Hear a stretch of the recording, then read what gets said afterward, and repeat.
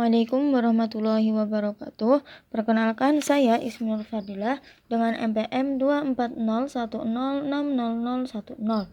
Baik teman-teman, di sini saya akan membahas contoh soal UAS semester ganjil pada materi teori bilangan dengan dosen pengampu Pika Merliza MPD.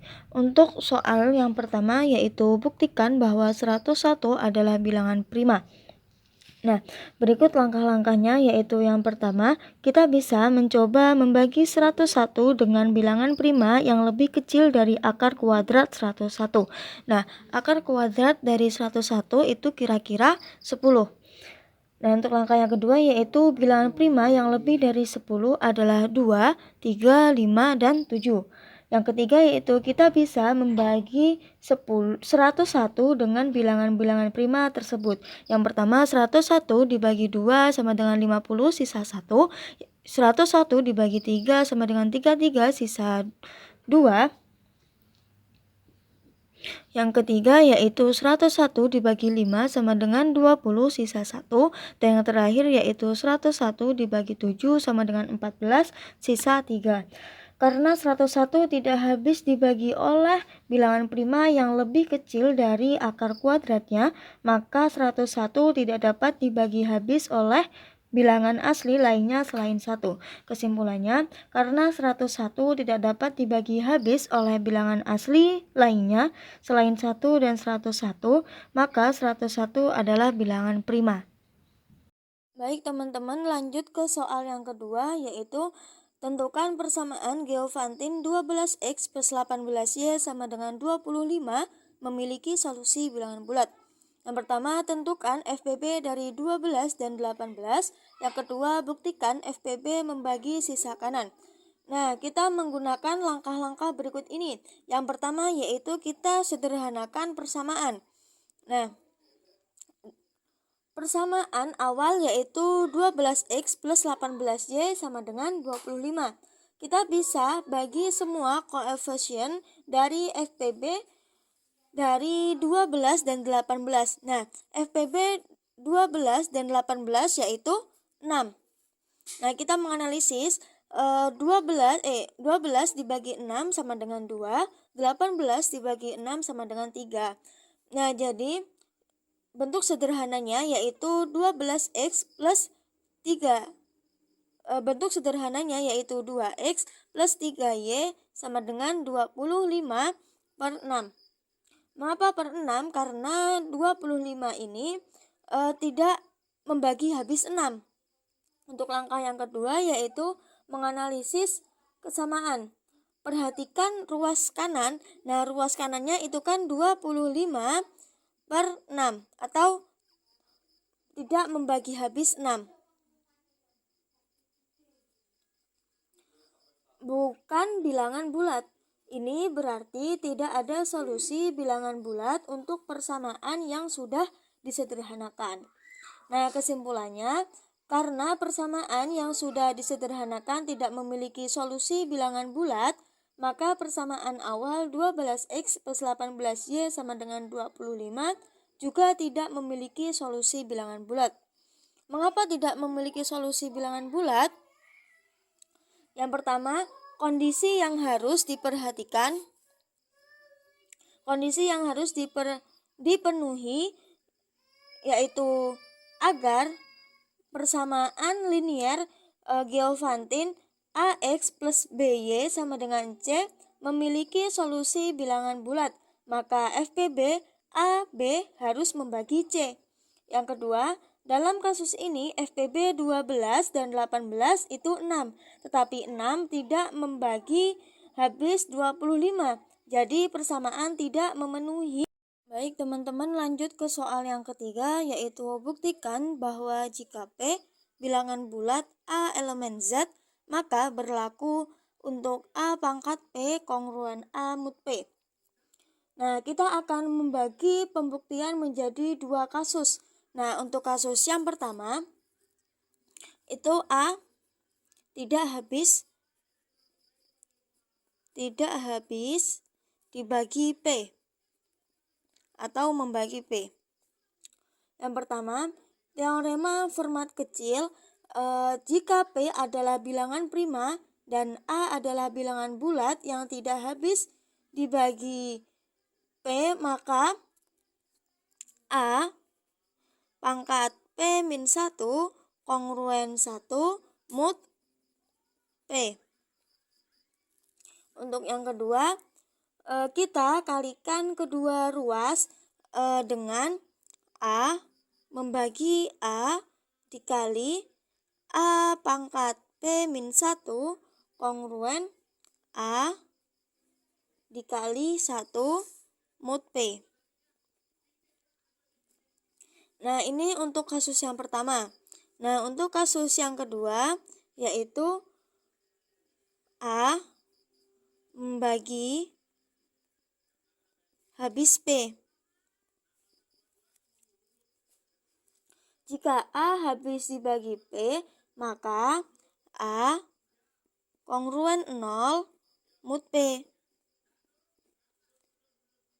Akibatnya A pangkat P juga akan habis dibagi P untuk setiap bilangan bulat P. Jadi A pangkat P kongruen 0 kongruen A mut P. Kesimpulan, dari kasus kedua di atas dapat disimpulkan bahwa untuk setiap bilangan bulat prima P dan setiap bilangan bulat A berlaku untuk A pangkat P kongruen A mut P. Nah, contohnya kita misalkan untuk P itu sama dengan 5 dan A itu sama dengan 3. A pangkat P sama dengan 3 pangkat 5. Nah, 3 pangkat 5 yaitu sama dengan 243.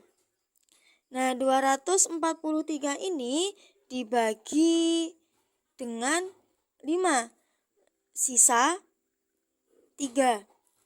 Jadi, 3 pangkat 5 kongruen 3 mut 5. Sesuai dengan teorema yang telah kita buktikan.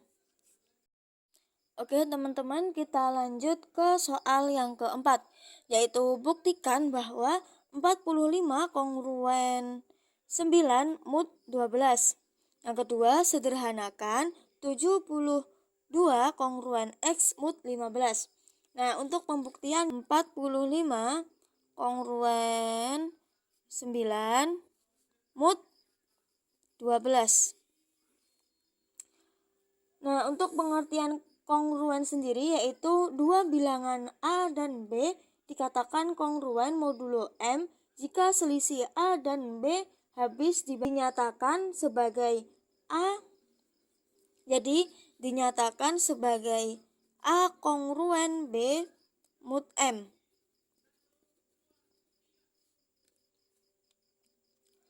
Nah, baik, kita akan periksa ya. 45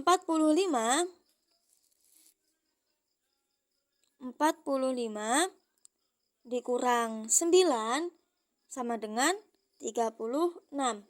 Nah, 36 ini habis membagi 12, yaitu 3. Karena selisih 45 dengan 9 habis dibagi 12, maka 45 kongruen 9 mut 12 terbukti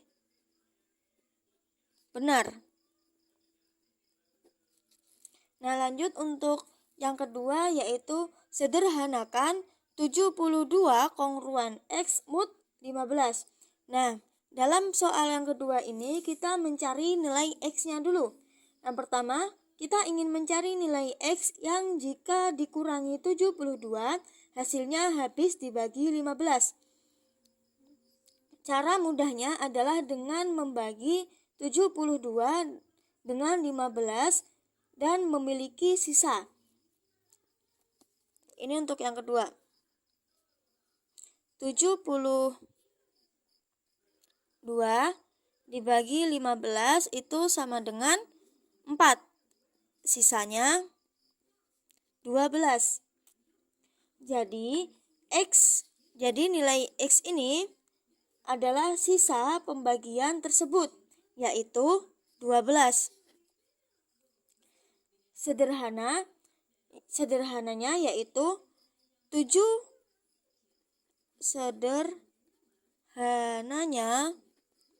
yaitu 72 kongruen 12 mut 15.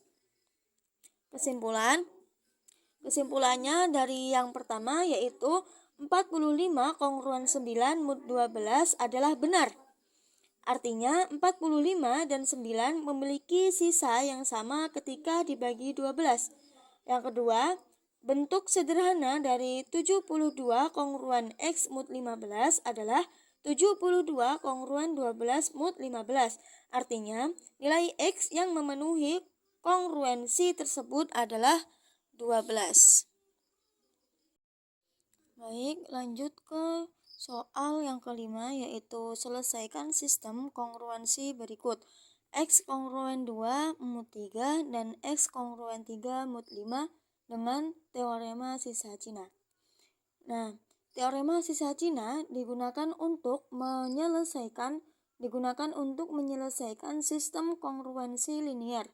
Jika kita memiliki beberapa kongruensi dengan modulo yang saling prima, maka kita dapat menentukan solusi tunggal modulo hasil kali semua modulo tersebut. Nah, berikut langkah-langkah penyelesaiannya. Untuk yang pertama yaitu identifikasi modulo. Nah, untuk modulo yang pertama itu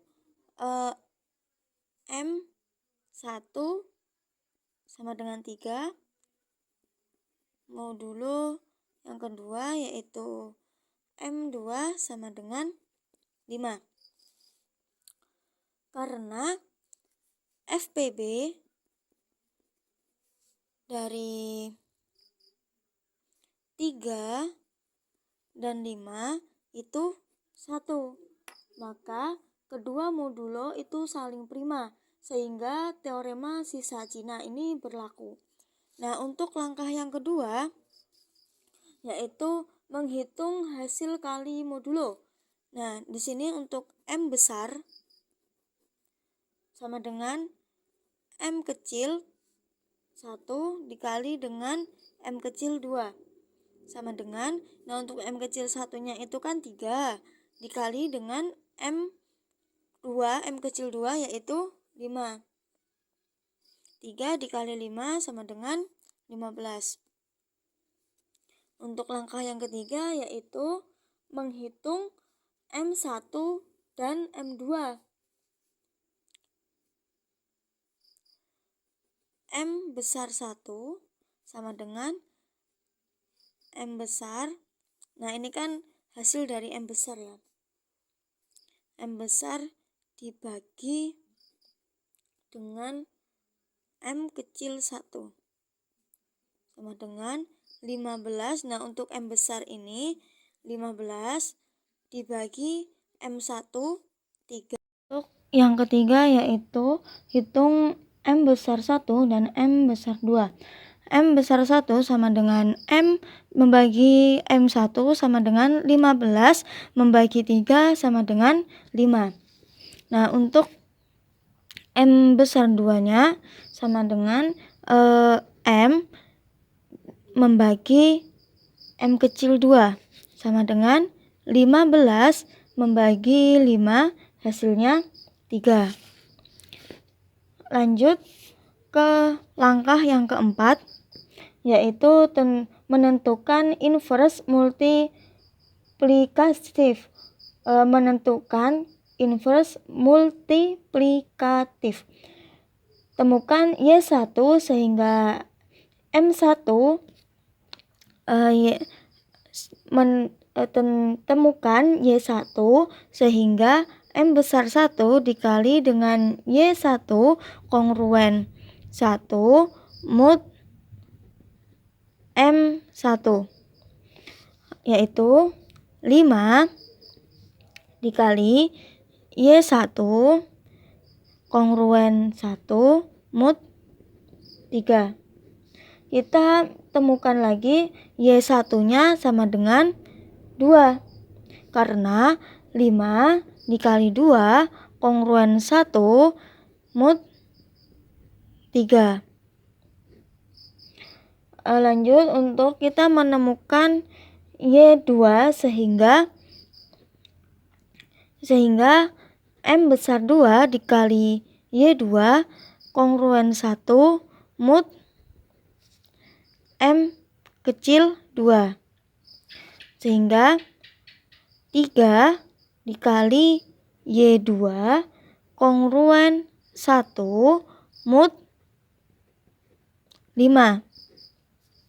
Yang terakhir, kita menemukan Y2-nya sama dengan 2, karena 3 dikali 2 kongruen 1 mut 5. Lanjut untuk langkah yang kelima atau langkah yang terakhir, yaitu menghitung solusi. Nah, X sama dengan A1 dikali M besar 1 dikali Y1 ditambah A2 dikali M besar 2 dikali Y2. Dalam kasus kita, yaitu A1 sama dengan 2, A2 sama dengan 3.